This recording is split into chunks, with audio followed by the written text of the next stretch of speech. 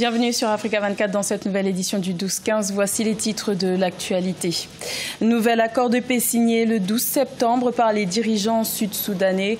Le président Salva Kiir et le chef rebelle Riek Machar se sont engagés à mettre fin à 5 années de guerre civile au Soudan du Sud, l'aboutissement du processus de paix entamé en décembre 2017. 6 pays africains se mobilisent pour promouvoir l'énergie solaire. Le Bénin, le Burkina Faso, le Gabon, le Mali, le Niger et le Togo ont lancé le 10 septembre une initiative pour obtenir plus d'investissements dans le cadre de l'Alliance solaire internationale. Et le forum sur la révolution verte en Afrique 2018 s'est achevé le 8 septembre à Kigali au Rwanda. Les États africains ont été invités à s'engager plus intensément dans la transformation du secteur agricole africain, alors que 60 milliards de dollars ont été mobilisés pour cette cause depuis 2016. Le président sud-soudanais Salva Kiir et le chef rebelle Riek Machar ont signé le 12 septembre en Éthiopie un nouvel accord de paix pour la stabilisation définitive du Soudan du Sud, touché par une guerre civile qui a déjà fait plus de 300 000 victimes. L'accord de paix signé marque le début d'une période de transition censée conduire à la tenue d'élections démocratiques apaisées en 2021. Nathalie Moreau. Sourires échangés et chaudes poignées de main symbolisent le retour à la paix au Soudan du Sud ce 12 septembre 2018. Le président Salva Kiir et le leader de l'opposition Riek Machar se sont engagés à mettre fin à 5 années de guerre civile. L'accord de paix signé entre les dirigeants sud-soudanais est un moment historique pour les autorités africaines.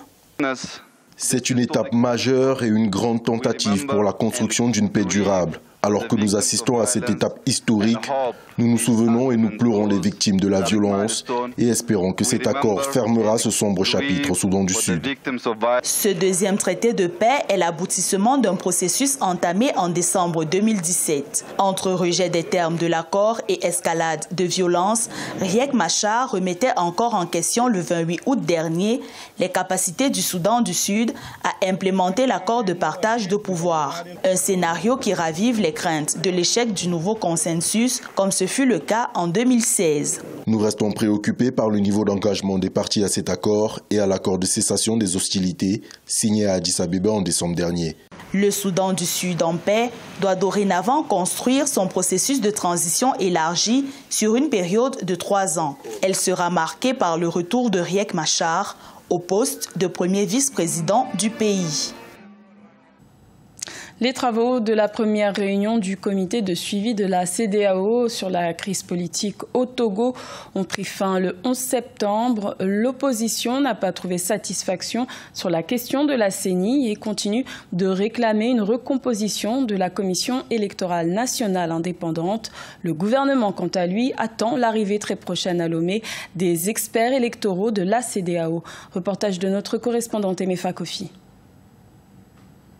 À la deuxième et dernière journée des travaux du comité de suivi de la CEDEAO tenue à Lomé, aucune, sinon pas grande avancée en ce qui concerne la position de l'opposition togolaise qui réclame toujours une recomposition de la Commission électorale nationale indépendante. L'opposition estime que le processus se déroule sans elle parce qu'elle exige notamment la réforme de la CENI pour qu'elle soit plus inclusive et qu'elle soit la caution d'une élection plus transparente, plus ouverte, plus crédible. C'est une préoccupation d'ailleurs que partage également la majorité qui est au pouvoir.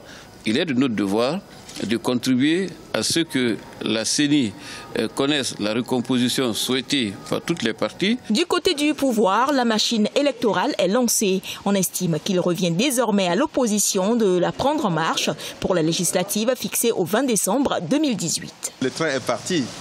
Il s'agit maintenant de le rattraper et de faire en sorte que nous puissions parachever le chemin et la route ensemble sur la voie de la mise en œuvre des réformes sur la voie de la tenue des élections le 20 décembre 2018. Dans le rang de l'opposition, c'est l'indignation. L'on estime que la question de la CENI n'a pas été discutée à fond avec le comité de suivi. Un comité qui, lui, rassure. Le point de discorde entre pouvoir et opposition au sujet de la CENI trouvera réponse auprès des facilitateurs guinéens et ghanéens attendus à Lomé le 17 octobre 2018.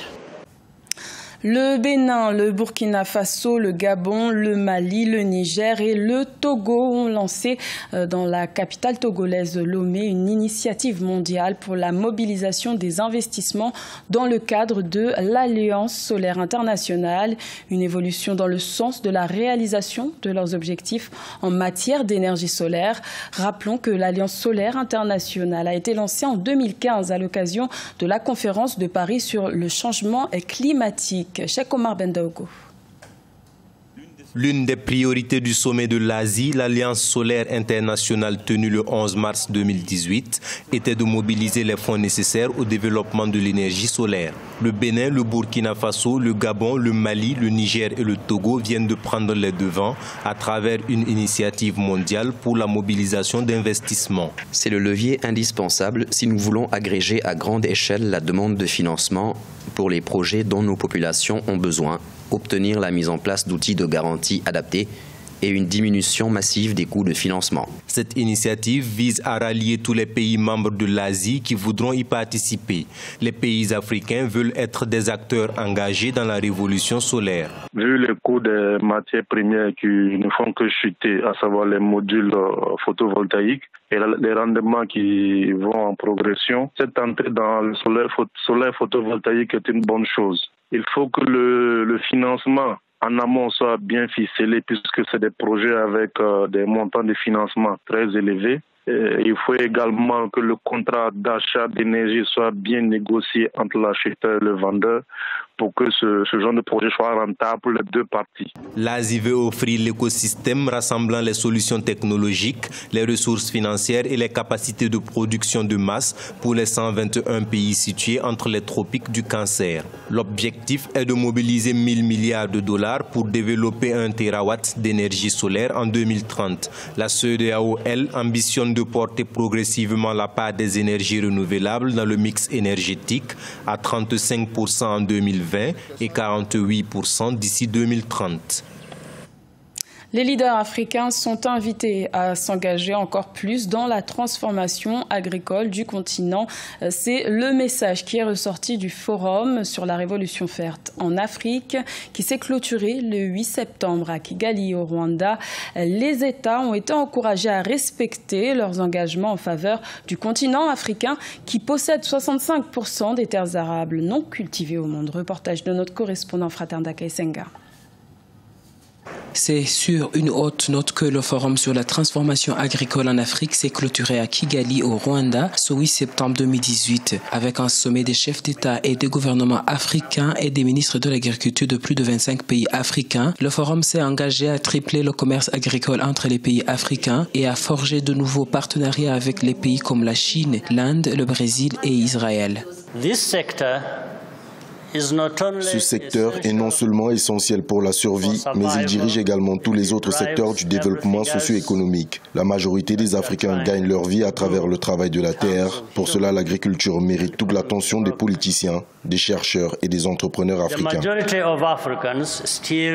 Plusieurs partenaires ont également promis des financements pour soutenir cette cause de transformation verte en Afrique, surtout pour faciliter l'accès au financement pour des petits agriculteurs africains. Depuis 2016, l'Alliance pour la transformation verte en Afrique a mobilisé plus de 60 milliards de dollars selon les responsables.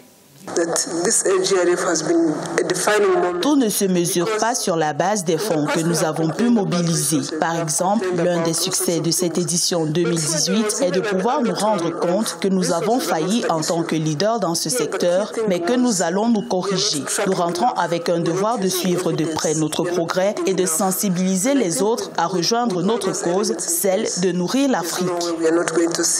Le forum sur la révolution verte en Afrique a été initié en 2010 avec pour objectif d'explorer les moyens possibles pour transformer le secteur de l'agriculture sur le continent. La 8e édition a attiré plus de 2800 participants. La croissance économique mauricienne pourrait enregistrer une hausse à 4% en 2019.